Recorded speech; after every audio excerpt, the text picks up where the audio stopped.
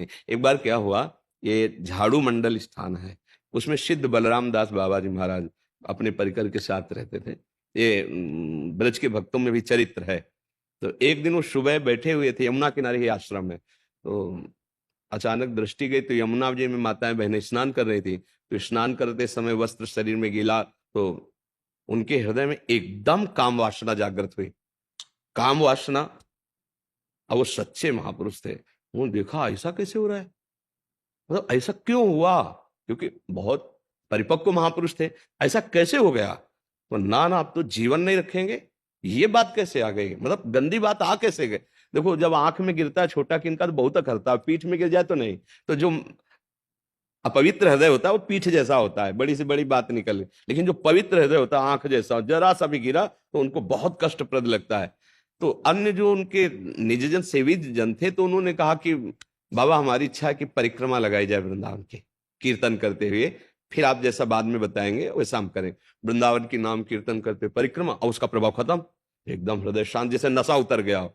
तो उनका कल कहाँ से प्रसाद आया था, तो उस समय श्री ठाकुर गोविंद देव जी महाराज, जो इस समय बाहर कहाँ है, जयपुर में है, वो यही वृंदावन के ठाकुर उस समय वृंदावन में विराजमान थे। तो बोले गोविंद देव जी का कल प्रसाद आया था पूरा, तो पाया गया। तो उनका गोविंद देव जी का प्रसाद पूछो जाके किसने भोग लगाया था।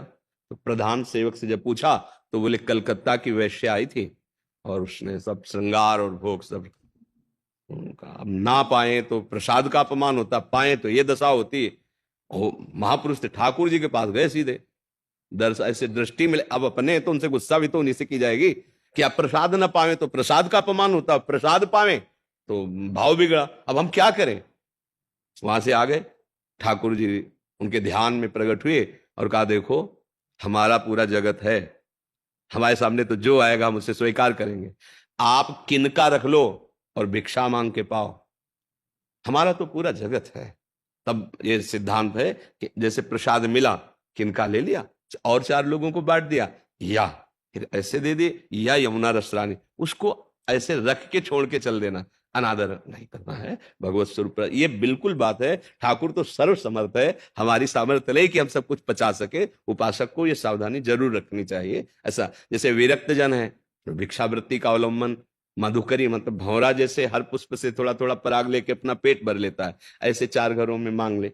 संतों की अलग अलग वृत्ति होती, एक होती है आकाश वृत्ति, जैसे अपने लोग आकाश वृत्ति, पहले भिक्षा वृत्ति से अब आकाश वृत्ति में, कि जैसा हरि जो भेज दे, जो आ गया उसी से बिजली का बिल भरो, दाल और रोटी और ठाकुर का भोग लगाओ, मांगेंगे नहीं, जीवन जितना है प्रभु को अर्पित करके।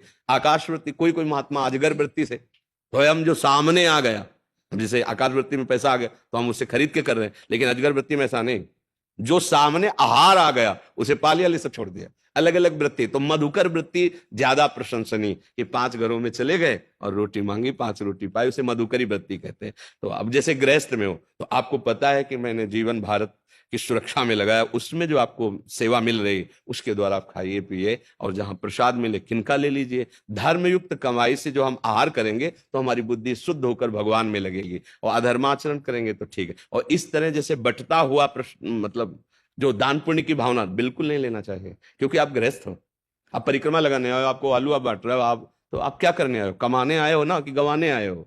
और वो कमा रहा है और तुम गंवा रहे हो हलवा खा के, उपवास कर लो, एक दिन मर थोड़ी जाओगे। वृंदावन की परिक्रमा करो, नाम जप करो और फिर चले गए तो आपका पुण्य बच गया। आपके पास 10 रुपए आए, 2 रुपए का आप किसी जीव की सेवा में लगा दो, किसी को दे दो, फल लिया दे दिया, आप क्यों लो, आप तो गृहस्थी में हो ना। विरक्ति है तो चलो जो मिला मांग के खा लिया, भजन किया। गृहस्थ आदमी को सावधान रहना चाहिए। जैसे गुरुद्वारे या कहीं गए तो वहां तो गुरु प्रसाद मिलता है, भगवत प्रसाद तो पाओ, और जैसे कुछ आपके पास तो सेवा में चरणों में अर्पित करो। ऐसे नहीं कि पाए हो मुझे में ताव दिए चले आए, फिर ठीक नहीं। आप गृहस्थ हो, आप कमाते हो, तो वहां जो मान लो कहीं भी है संत समुदाय में गुरुजनों के द्वारा जो तो दिया हुआ है तो है ना, वहां कोई तो आप भी दीजिए।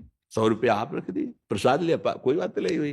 जैसे गुरुद्वारा है सब तो खूब भंडारे चलते थे गुरुवाणी की कृपा से खूब, तो अपना कर्तव्य है कि पाओ प्रसाद, वहां गुरुवाणी को भोग लगाए, पर वहां सेवा कर दो, वहां पोछा लगा दो, सोनी लगा दो। मान लो किसी के पास अर्थ सुविधा तो शरीर है ना, हवा करो वहां बैठे हुए जनों की, पादुकाएं साफ कर दो, पोछा लगा दो, कुछ करो। ऐसे अगर किए तो गवा दोगे, फिर क्या है।